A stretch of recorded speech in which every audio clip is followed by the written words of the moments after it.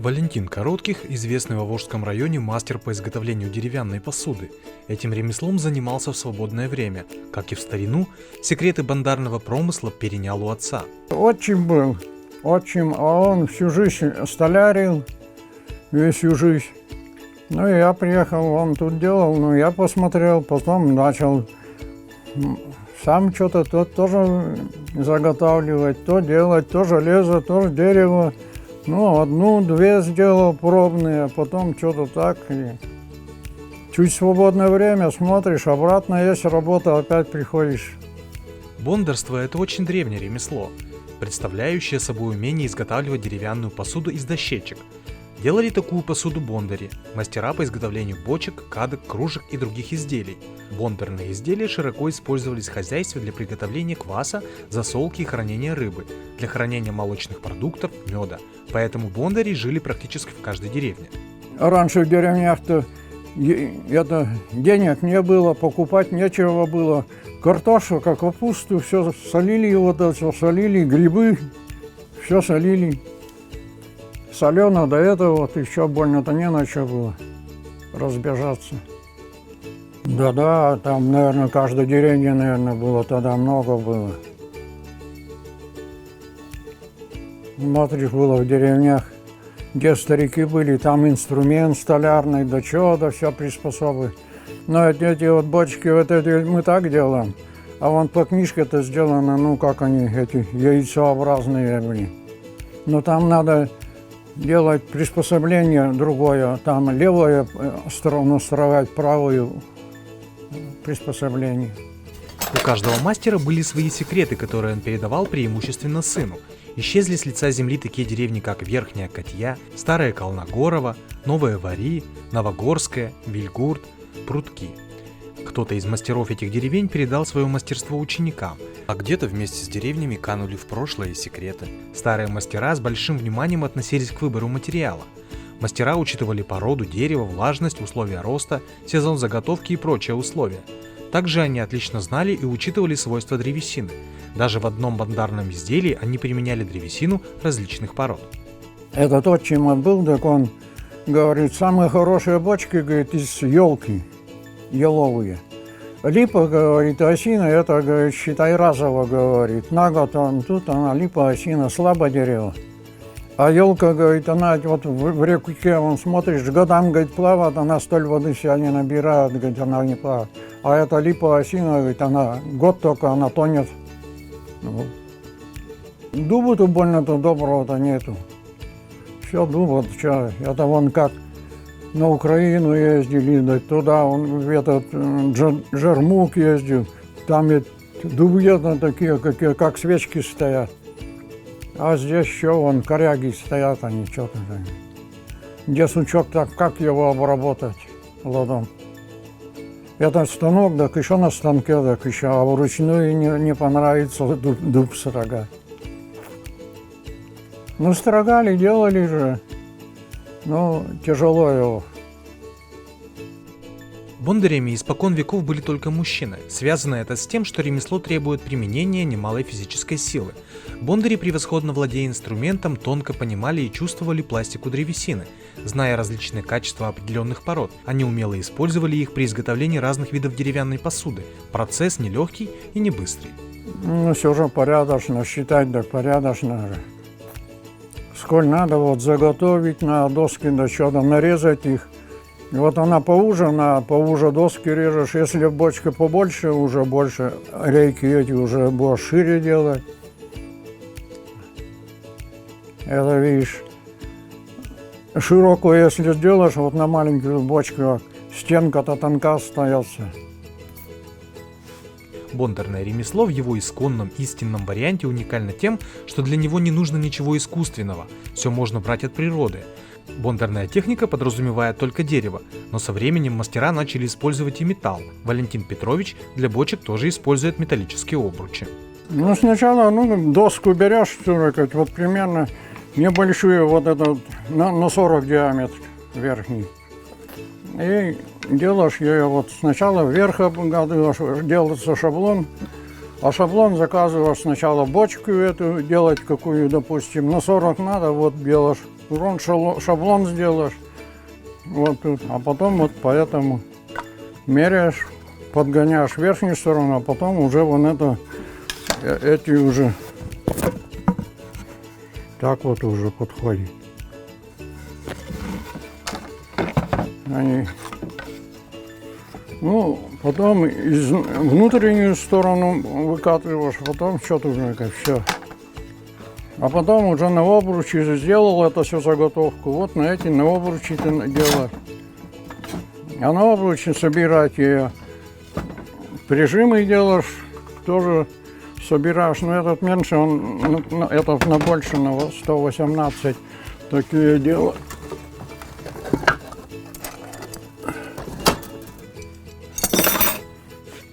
Это потом уж их собирать, так.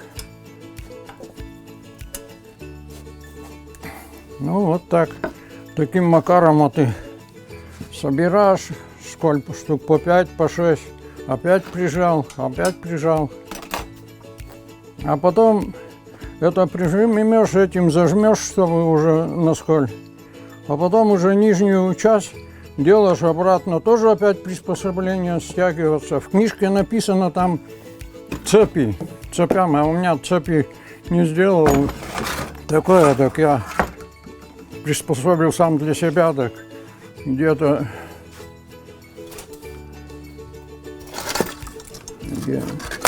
вот это. Потом ведь надо оттуда стягивать.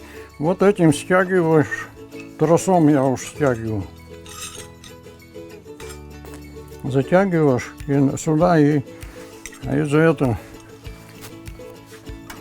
Ну и что там больше, больно-то что там. Вроде для меня уже это не сложно, конечно. Да я уж и сколько их переделал еще. И стульчики, и эти бочки, и в Саратов, и в Самару увезли. Стульчиков 3 в Самару, и в Саратов по 3 стульчика увезли. И этих увезли тоже. А сейчас что? Раньше было еще работал, так смотришь где-нибудь, то дерево найдешь, то железо найдешь, подберешь. А если все это покупать, бляха, покупать дерево, да железо, да делать-то бесплатно будешь. Работа не быстрая, но любо смотреть, как доски превращаются в бочку. Нижнюю часть стянули, потом готовится обруч на среднюю часть бочки. Далее мастер берется за дно. Делаешь вот этим пропил под дно-то. Под дном пропил делаешь этим. А потом этот пропили, делаешь обратно. Ой, блин.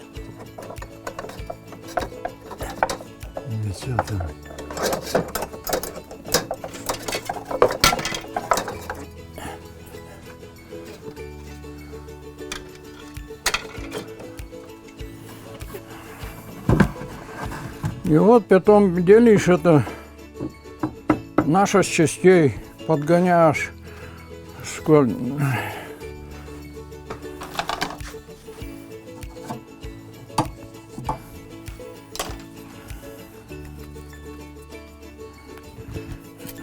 Это примерно сколь выйдет.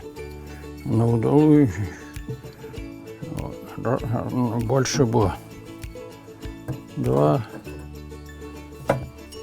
3, 4, 5 мало, много. И что-то так торопишься или что ли? 1, 2, 3, 4, 5, ну вот допустим 6 на 6. 6 после того вот это все замеряешь и доски набираешь, круг вырезаешь и края заправляешь и все там так. Типа так все это быстро так в 1 минуту не сделаешь. Бочки, сделанные Валентином Петровичем, давно уже разошлись по России. Приезжали, заказывали со всей округи. спрос был, вот и на их спрос. Вот заказывают, просят, ну просят, да что? Что просят, то и делаешь. Так и здесь, даже в Самару 3 штуки увезли. Сызрань, нет, Саратов. Самару и Саратов увезли, тоже увозили. В Можгу сколько свозили. Эти предприниматель был, забыл, как его уже забыть. Он сколько возил, приезжал, увезет опять. Но он увозил, что тут выгода? Что я продавал их по 300 рублей, а они в Можге уже по 700, по 800 продавали. Ну, ему выгодно. А потом я тоже тут ему говорю, ты что-то, блин, ничего не сделал, а с меня, блин, это больше получил доходу. Так я, говорит, езжу, бензин, говорит, расходую, говорит. Ну, это не мое дело. Нынче бондарей, как говорится, днем с огнем не сыщешь. Бондарное дело очень сложное и трудоемкое. Это говорит о том, что нужно не просто овладеть приемами работы бондарным инструментом, но и еще научиться чувствовать дерево, знать его свойства и учитывать их на практике. Многое в этом ремесле, внешний вид, прочность и долговечность будущего изделия зависит от секретов мастерства. Эти бочки делать, я говорю, никто не делает. В районе даже никто не делает, не занимается. Вот тут только ижевские приезжали, заказывали они, дачные это столы, да чего, да вот эти.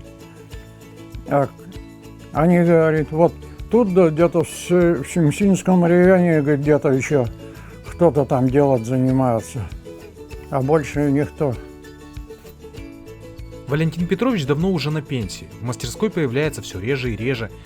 Передать бы кому-то мастерство, а никто не приходит. Не хотят, говорит, молодые работать. Вот и получается. Раньше мастера секреты прятали, а сейчас учеников ищут. Да было, приходили, вот вроде тут, туда-сюда. У меня и книжка была, как делать, книжка была. А книжку одному дал, другому дал, давал этому Бухарину Александр Иванович, такой его же есть. Он взял книжку, он всю там где-то, на чем он перепечатал эту всю книжку, она, наверное, у него сейчас есть, перепечатал, он все, не знаю, он хотел заниматься, ничего не. Но он вернул книжку, а потом одному, другому, и так и потерялась, ушла книжка куда-то. Придут, вроде поинтересуются, а делать не делают, только поинтересуются. Тем не менее, бондарное ремесло никак не потеряло свою актуальность. Изготовление красивой деревянной посуды в настоящее время – это искусство. Натуральные бочки и другие предметы бондарной посуды и мебели нельзя заменить никакими современными технологиями. В виноделии нужных результатов можно достичь только в посуде из правильно подобранной древесины. Если учесть, что в Удмуртии виноделие не развито, то для хранения масла растительного и сливочного, продукции пчеловодства, квашений, солений, а также в банях и саунах везде нужны бочарные изделия, значит бондарному ремеслу быть.